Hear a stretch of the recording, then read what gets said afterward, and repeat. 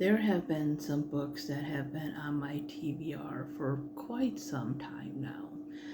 One of them being Lily and the Octopus. I have to say that I expected to be more saddened by the story. From reading the premise, I thought that's what's going to happen. And while the story is sad, is touching in many ways, I did enjoy the writing style, the prose, if you will. But it was just maybe. I rated it a 4-star on Goodreads, but honestly, it's between a 3.5 and a 4-star, if I'm truly being honest.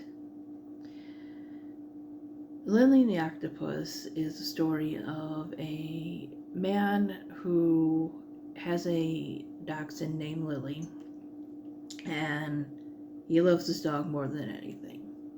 That is his life, his pride and joy.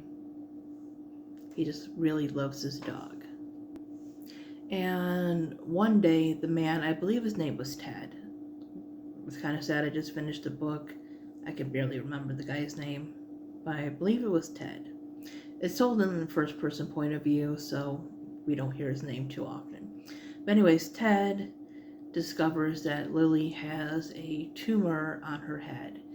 And it's not something he ignores, like he takes her to the vet and stuff, but he also doesn't want to kind of acknowledge or come to terms with that's what it really is. And to him it looks like an octopus, so he calls it the octopus. The book goes from him and the things within his life, things with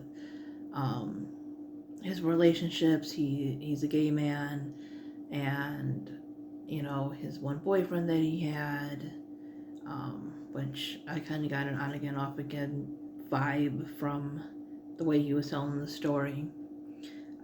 There's things about his sister. I think they went to a wedding one time. A lot of it is about like Lily and kind of how he perceives a lot of people.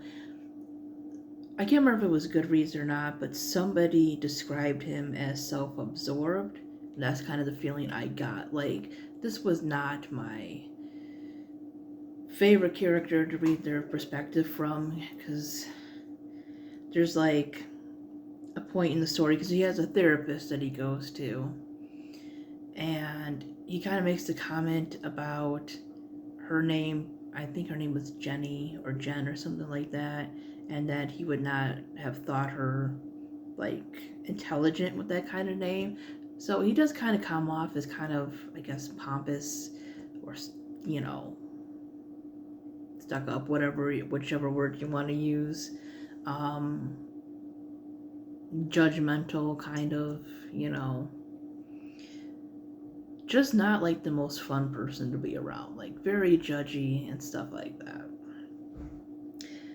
So that kind of, I don't know, maybe did it for me in the not really being invested in these characters.